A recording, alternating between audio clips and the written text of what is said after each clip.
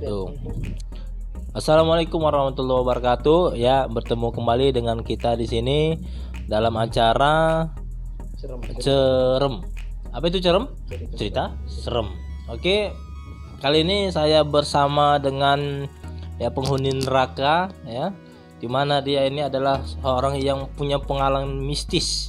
Ya, dimana sebenarnya dialah sebenarnya mistis sebenarnya, cuman pengalamannya banyak. Jadi cerita dia pernah katanya menemui sosok-sosok yang dibilang-bilang itu sosok yang menyeramkan kayak muka dia. Jadi kali ini kita mau langsung bertanya-tanya, mudah-mudahan kita bisa berbicara dengan dia karena dia di sini sulit untuk dibicara.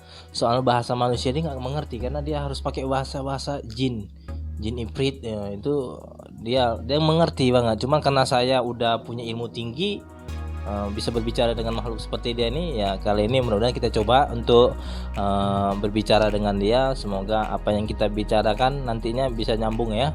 Nah, mudah-mudahan ada faedahnya setelah ini. Nah, jadi sesuai dengan apa yang saya bilang tadi, pertama ini adalah cerita mistis.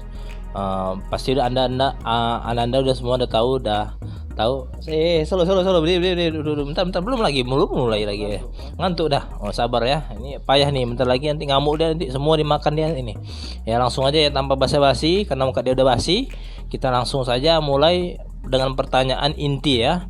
Jadi kira-kira dengan Ananda ya, bisa ya, mungkin Anda makhluk, coba bicarakan sedikit tentang biodata apa Anda, seperti apa nih, makhluk apa? Wis. Lama kali kau. Pengap aku dari tadi nunggu kau. Muka di mah panjang kali, berkuah muncung kau. Capek aku enggak tahu. Kan? Udah enggak serem lagi jadi. Betul kan. Kalau udah marah tuh mau makan orangnya Pak Dede. Jadi coba perkenalkan dulu diri Anda nih, siapa nih? Oke. Bisa nama atau nama orang tua atau nama anak berapa, hobi, cerita. Nama saya, silakan tanya sama orang tua saya. Orang tuanya ada? Ada. Manusia ada. Oh, hidup. Nah, karena kan nggak mungkin aku panggil lagi orang tua kau nih, kan jauh nih di Amerika sana kan. Kau udah langsung bilang mungkin aku telepon orang tua kau, nanti payah nih, lama kali. Ini durasi kita nih banyak iklan nih loh. Jadi cepet. Iklan Dobi ya. Simpang Dobi. Ikan Dobi. Kentut lagi kok. Suara asbes. Ya, dengan siapa? Ini kok cerita serem kok. Cengengesan aja. Ya, ada unsur-unsur dikit lah, biar nggak tegang kali kayak apa kok. Siapa? Okay. Dengan siapa? Silakan Anda ke kantor camat, mungkin ada data nama saya. Ya. Kalau nggak salah nama Anda Jin Ifrit tadi yang kamu bilang tadi. Itu panggilan. Oh, panggilan. Nama sapaan? Ifrit juga. Ya, pokoknya saya panggilnya Sopwan ya. Nah, jadi dengan siapa, Bang Sopwan ya, Mas Sopwan atau Bang Nyopwan. Dengan Mas Nyopwan, kira-kira ada nggak pengalaman Anda selama Anda hidup ya? Anda kan hidup nih ya. Jadi walaupun udah pernah mengalami kematian, sakaratul maut dengan jadi kan pasti ada pengalaman hidup Anda ya kan. Kira-kira hal mistis apa yang pernah Anda rasakan selama hidup ini? Mungkin yang paling serem ataupun yang bisa lah kita cerita sedikit ya. Saya banyak pengalaman mengenai hal-hal yang mistis, hal-hal horor tuh. Kalau yang paling serem ya saat ini gitu, samping Anda. Ini hal yang paling mistis menurut saya. Jadi saya sempat ya naik lah bulu kaki saya ya. Oke. Ini jauh kali. Sekalian aja kau disunggal aku di sini. Oke, untuk cerita mistis, saya lumayan banyak pengalaman. Ini nyata ya, ini enggak karangan, ini memang nyata. Enggak. Oke, jadi waktu itu Anda pegel ya? Pegel kenapa sih pegel? Oke. Mental kali kalau pegang. Karena saya mandi sendiri. Jadi memang waktu itu, saya nih punya pengalaman. Saya waktu itu sempat bawa kawan sekolah saya yang ya nama panggilannya Hidung Emping lah gitu. Itu nama samaran si Hidung Emping. Jadi waktu itu saya pernah jumpa di Susiteng ini, dia lagi nyedot. Oh, dia hobi nyedot ya? Iya, hobi oh, nyedot. Berarti dia lebar. Jangan nyedot kayak nyedotan Susiteng itu. Berarti dia bohong dia sama saya. Dia bilang dia kerjanya di salon kata dia. Enggak. mungkin sambilannya. Oke, dia 9, saya 10. Oke. Jadi saya bawa dia ke kampung saya, nggak usah kita sebut lah nama daerahnya, yang jelas udah di luar Sumatera Utara. Jadi waktu itu Pak host ya. Jadi saya waktu itu posisi ini maghrib. Belum maghrib ini, masih jam 6 Waktu kurang. itu. Oh, waktu itu. Ini jam 6 kurang udah maghrib. Kapan maghribnya? Di Jakarta udah mungkin. Oh, jangan bohong lah kok. Cipo Sabar ya. Oke, memang gitu kadang ya sama orang tua kita nggak boleh durhaka ya. Jadi host ini jangan dilicin. Iya. Oke, jadi waktu itu saya sama si yang nama samarannya tadi Idung Emping. Jadi waktu itu menjelang maghrib, saya sempat disuruh almarhum kakek saya, jangan pergi keluar dari desa lagi karena menjelang maghrib sholatnya di wilayah desa itu aja. Cuman kawan saya tadi dan kami tidak menghiraukan perintah almarhum kakek saya tadi. Jadi kami memilih sholat di luar desa. Kebetulan keluar desa itu kami melewati persawahan yang luas. Yang memang itu pun sepi, nggak ada lampu. Luas lah itu ya. Bisa untuk mejeng sini. Mejeng ngapain di situ nih? Mejeng di sawah. Mau jadi orang-orangan sawah Anda? Oke, jadi waktu itu kami berjalan kaki. Saya jalan pakai kaki. Waktu itu teman saya itu pakai muka lah jalan. Rupanya Anda jalan atau terbang? Dengar-dengar Anda terbang. Saya pernah terbang sih waktu itu. Iya, terbang maksudnya Anda ya? iya. Ya, saya memang hobi bohong, Pak. Oke, jadi kami jalan itu menuju masjid. Ketika kami sampai masjid tadi, orangnya udah siap sholat maghrib. Orang udah siap sholat maghrib, kami ya nggak jadi sholat. Ya, kami nggak jadi sholat. Terakhir pacaran. Nggak mungkin saya pacaran sama dia. Kami laki. Karena tahu anak normal kan? Masa kami sama kayak Anda? Oke, nggak mungkin kami pacaran, dia laki ya. Oke, jadi waktu itu kami nggak jadi sholat, jadi kami mau beli makanan lah rencana. Cuman nggak jauh dari masjid itu ada suatu bangunan. Adiknya Bang Udin, suatu bangunan ya, gedung itu tempat ya orang berdagang lah bisa kita bilang. Jadi waktu itu sempat ada kejadian di bangunan itu dulu pernah ada truk ini mungkin supirnya ngantuk, dia nabrak ke gedung itu tengah malam, posisi orang lagi nonton bola. Jadi pas ditabraknya itu ya banyak lah yang meninggal kan. Jadi karena itu mungkin ya banyak yang bilang katanya tempat itu angker kayak muka Anda. Jadi waktu itu kami udah merinding ya, ada orang merinding cengengesan kayak Anda ya. Oke, jadi kami mau beli makanan tapi harus ngelewatin gedung itu. Cuman memang teman saya ini dia bisa ngerasain, saudara-saudara dia tuh ada di situ. Dia bisa ngerasain ada makhluk-makhluk gaib. Ini serius, kalau cerita ini nggak bohong ya. Ini memang nyata. Jadi dia bisa ngerasain. Cuman saya nggak percaya hal-hal gaib waktu itu. Saya nggak percaya. Anda sibuk kali. Orang lagi cerita. Anda gagal mengejuti saya. Anda gagal. Anda salah. Anda ngejutin yang lagi cerita.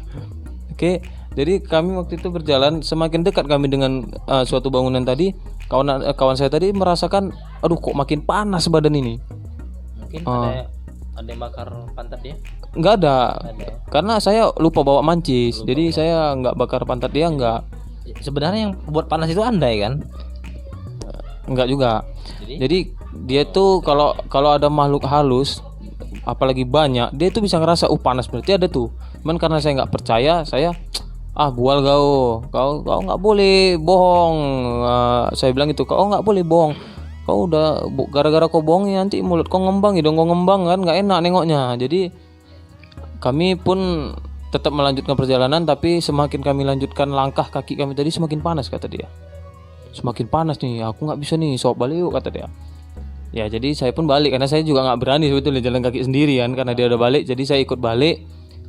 Ini nyata luar biasa. Di persawahan itu kami melewati persawahan yang kami lewati waktu berangkat, kami pulang dari situ lagi. Itu di belakang saya itu ada langkah kaki asli kayak suara selop sendal jepit. Iya, kayak sendal jepit. Jadi itu memang asli, itu luar biasa. Ya ini memang kami lagi nyeritai Anda sih waktu itu. Oke, jadi itu memang ada suara langkah kaki, tapi pas saya tengok belakang nggak ada. Saya pikir mungkin Sarul ikut nih gitu. Rupanya enggak. Pas saya tengok belakang nggak ada orang, tapi suara langkah kaki itu selalu mengikuti kami. Mungkin teman saya tadi tahu, cuman dia mungkin biar saya nggak takut ya kan. Oh, iya. Jadi kami jalan semakin kencang. Jadi begitu kami nyampe rumah, karena memang jauh dari masjid tadi itu ke desa kami itu lumayan jauh untuk jalan kaki. Pas nyampe desa kami itu, nyampe rumah saudara saya, nyampe rumah nenek saya lah tepatnya. Jadi Oh ya, nenek kau gimana kabarnya? Dengar-dengar dia udah punya cowok baru ya? Itu mantan aku tuh, nenek kau tuh, tahu kan? nanti dari WA aja. Malu, saya malu nenek saya itu. Saya malu. Oke. Terus.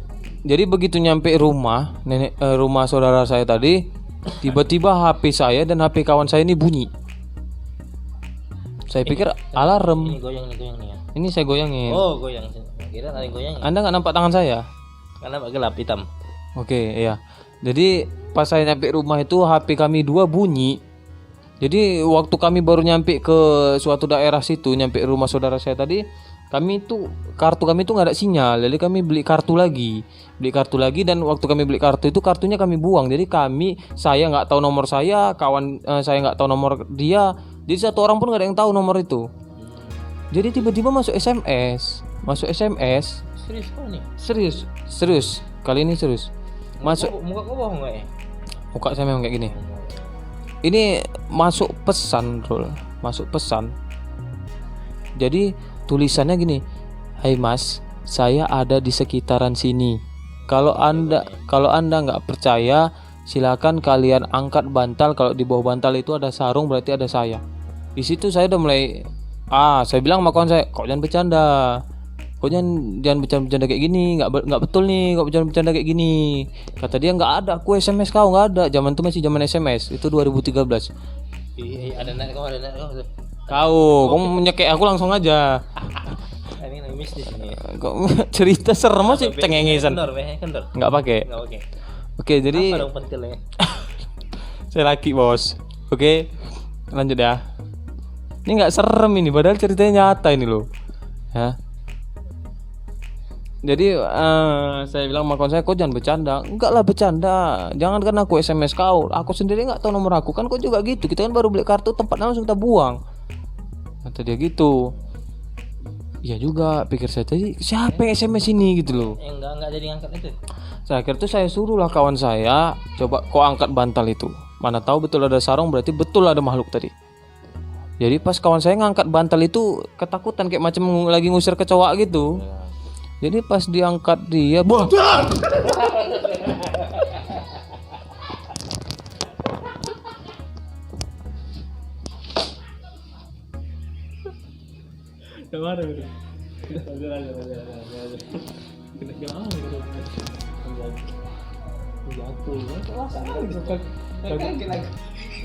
Aku mau ngagetin malah kau.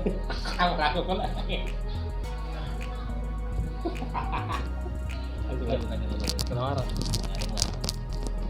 Oke, lanjut ya. Jadi waktu itu pas diangkat teman saya, betul ada sarung. Betul ada sarung, ya. Jadi pas diangkat saya betul ada sarung memang. Dan kami ingat waktu itu kami nggak naruh sarung di situ. Sebelum kami pergi itu memang nggak ada sarung. Jadi dari situ saya merasa berarti benar. Jadi cerita yang saya sampaikan ini ada maksudnya yaitu kita cerita saya ini memang nyata.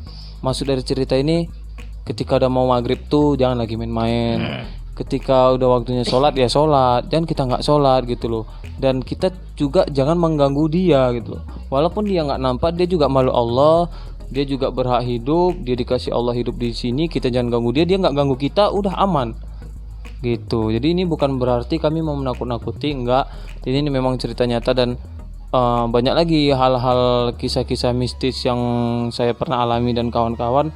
Cuman ini salah satu contoh. Jadi untuk teman-teman semua, terutama waktu maghrib, jangan waktunya nggak keluar. Belum. Ini closingnya aku aja nanti nanya. Enggak. Oh iya. Nah.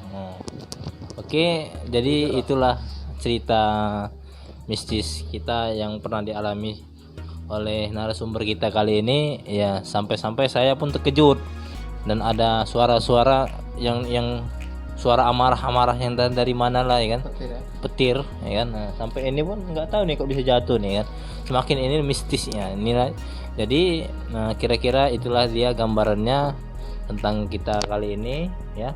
Jadi kira-kira untuk Anda sebagai narasumber, apa pesan yang mau disampaikan kepada penonton kali ini ya, supaya mungkin hal yang sudah Anda rasakan nggak akan terjadi pada orang lain. Ya itu, jadi Anda pemalas ya, nggak ada niat Anda nih ya. Oke, jadi Dikit. buat teman-teman semua, Anda mulai takut kayaknya mepet ini ya. Jadi untuk manja tua Anda.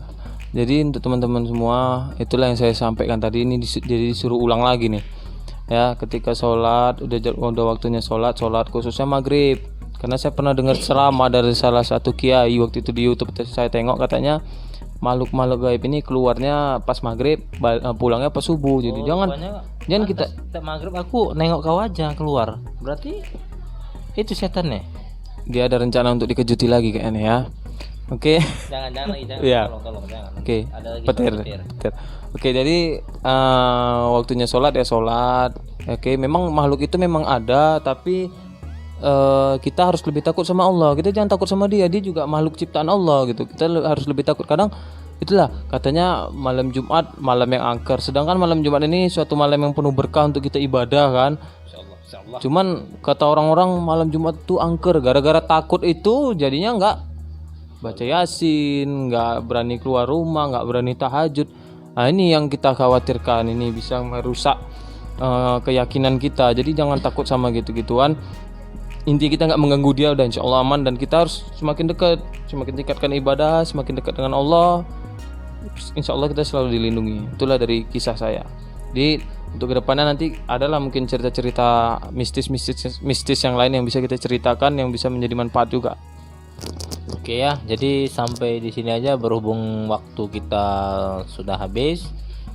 Nanti cerita mistis kita kali ini akan kita sambung di lain waktu ya, dengan narasumber yang mungkin berbeda pula ya kan. Bisa jadi saya ataupun yang orang lain ya. Jadi cukup sekian dan terima kasih. Mohon maaf apabila ada kekurangan dan kesilapan atas kesalahan dia dan juga diri saya sendiri. Kami berdua mohon maaf. Pada Allah mohon ampun. Apabila ada kesalahan dari kami masih belajar, saya masih pemula, dia sudah manula, jadi mohon maaf ya. Napas Anda bau sekali. Ya sekian. Assalamualaikum warahmatullahi wabarakatuh.